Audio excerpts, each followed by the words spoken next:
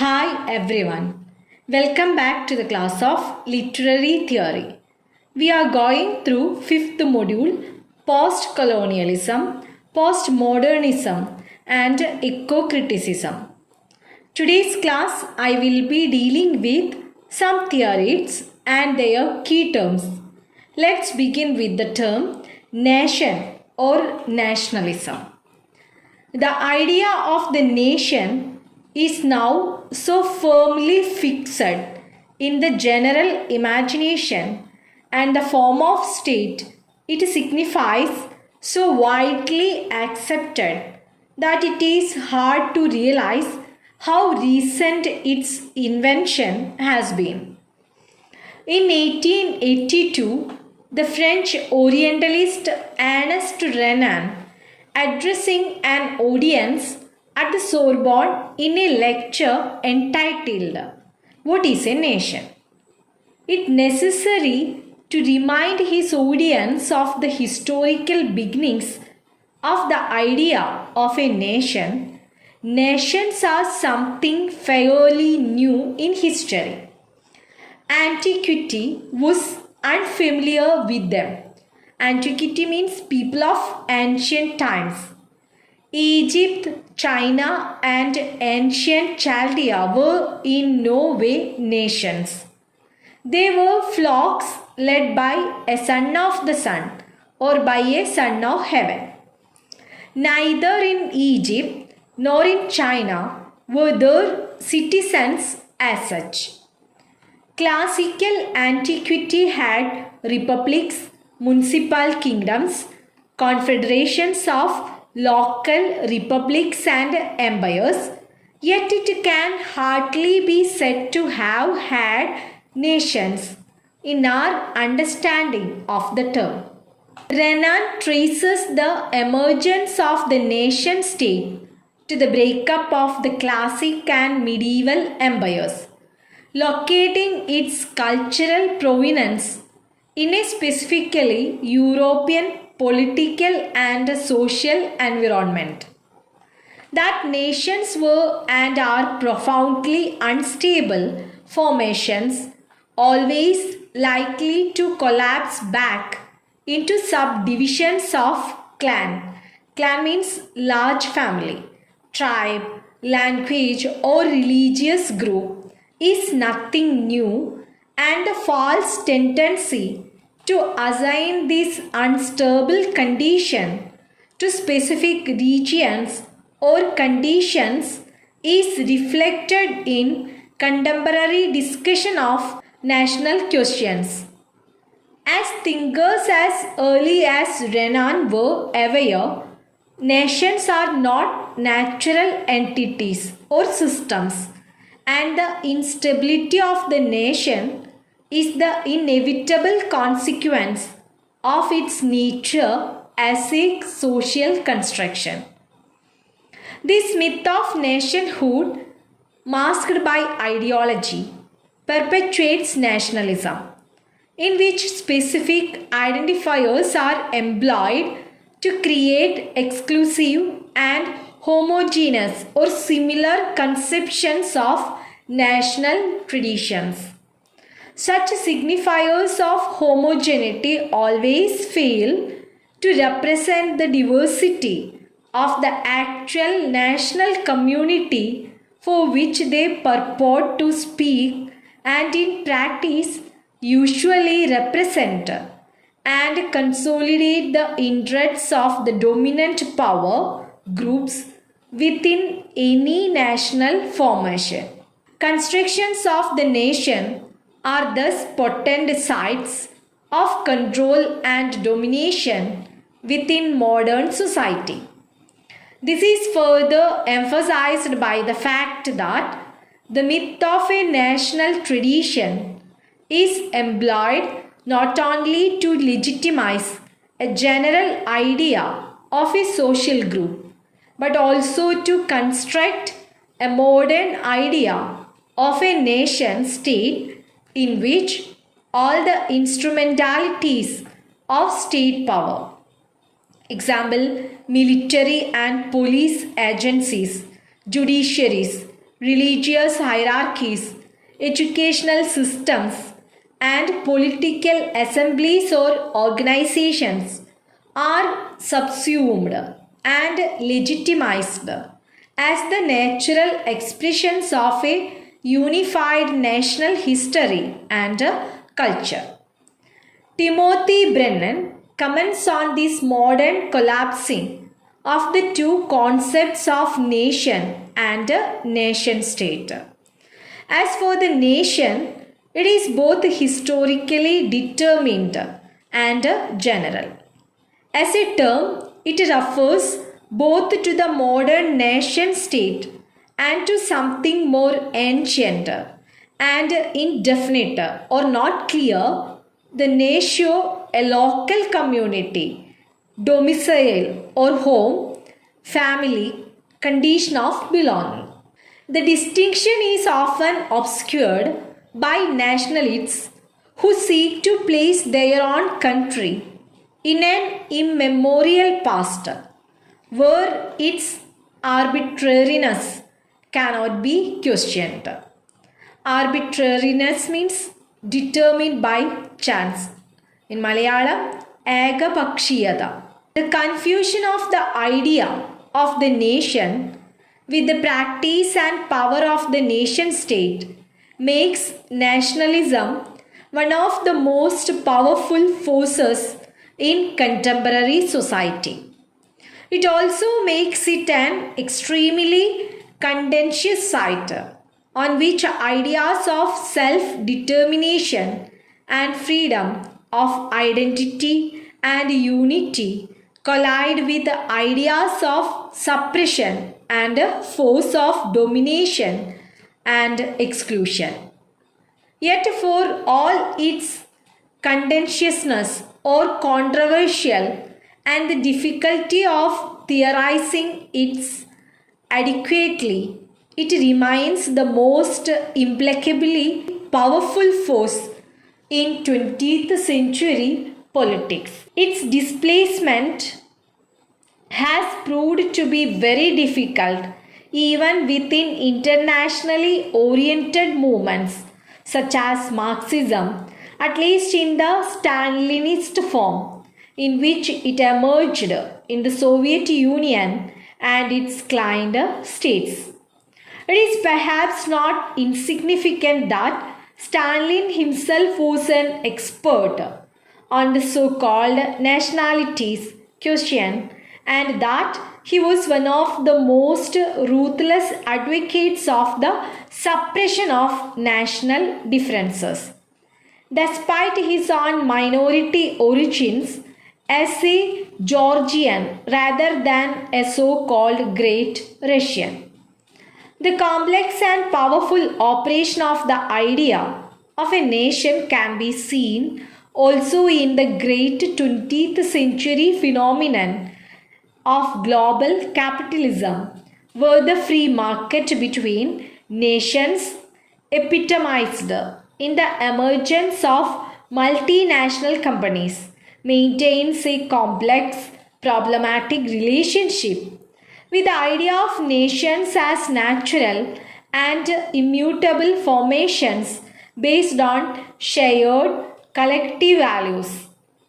Modern nations such as the United States, with their multi-ethnic composition, require the acceptance of an overarching national ideology.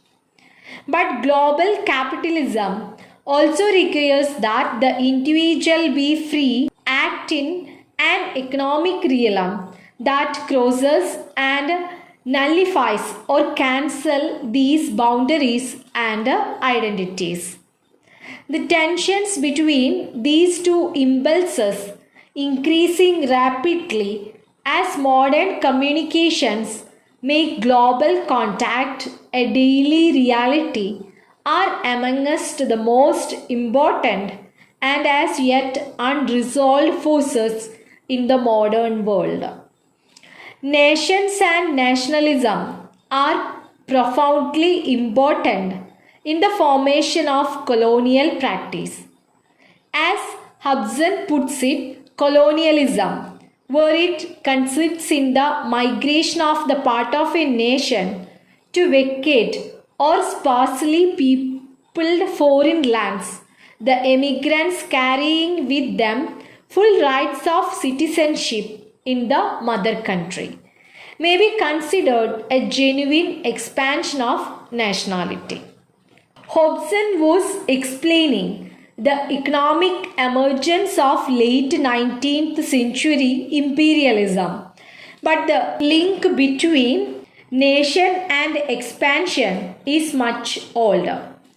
The emergence of the nation state and the imperial capitalist economies of post Renaissance Europe being arguably inseparable.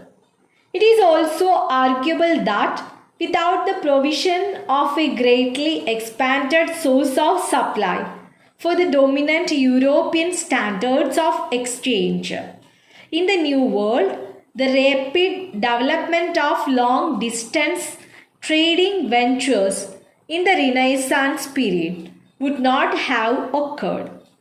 Finally, this trade generated further demands for manufacture, and the raw materials for this expansion were supplied by the new economies of the colonized world in the forms of plantations and mines, which fueled the industrialization of Europe.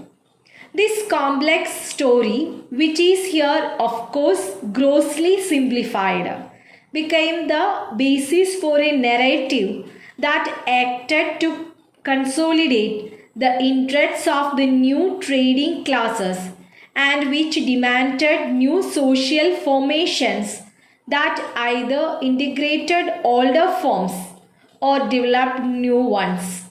To represent the interests of the new trading classes whose wealth derived from the distance trade with the colonies replaced and challenged the power of the old feudal aristocracies. These new national entities demanded a new national narrative, the story of the nation, which became disseminated through imagined communities of speakers and listeners. French Enlightenment thought heralded a shift in the theory of the nation, a shift that sought to relocate the legitimacy of the modern nation state in a theory of the people based on the idea of a universal set of principles rather than on mythic and historical origins. In its strict form, the impulse to create such a universal vision is transnational, and its revolutionary tendency to cross borders can be seen in the effects of Enlightenment thinking on many nations in Europe and in the Americas in the 18th century. Despite the conservative reaction that set in throughout Europe after Napoleon's defeat and the various attempts to resurrect the traditional monarchies, the states that emerged were in various ways based upon a modern concept of state power rather than on the traditional ideas of inherited authority such as divine kingship. Even authoritarian regimes such as modern Prussia connected the idea of dominant traditional figure of authority, king or emperor, to a modern and highly efficient state bureaucracy and to the empowerment. Through this bureaucracy of the interests of the state, conceived as an abstraction rather than as a personal fiefdom. Conversely, in the France of the Second and Third Republics, the idea of a popular will was increasingly tied not to a declaration of the struggle for universal human rights, but to a national vision of power and world expansion. Although, as Renan had noted, nations emerged only after the classical and medieval idea of an imperium or empire had broken down. It was ironically the newly emergent nations of the post-Renaissance world that initiated the new colonizing form of 19th century imperialism. Imperialism now became an extension into the wider world of the ideology of a national formation based on the unifying signifiers of language and race. Significantly, the rump of the last of the medieval imperialisms, that of the Austro-Hungarian fragment of the erstwhile Holy Roman Empire, proceeded in the opposite direction, as it was increasingly assaulted from within by the demands of those who wished to develop political entities based upon racially and linguistically defined nationalities. On the other hand, the imperialisms of the second half of 19th century were expressions of the need to generate unifying, cohesive myths within the complex and heterogeneous realities of the late 19th century nation states, such as England, France, Germany, Russia, etc., to prevent the re-emergence of older divisions based on earlier conceptions of the nation, or to resist the emergence of new internal divisive forces based on the theories of class. These were absolutely dependent on the expansionist vision, which saw the home nation as the center of a larger formation and which defined itself specifically in the opposition to the difference with that other represented.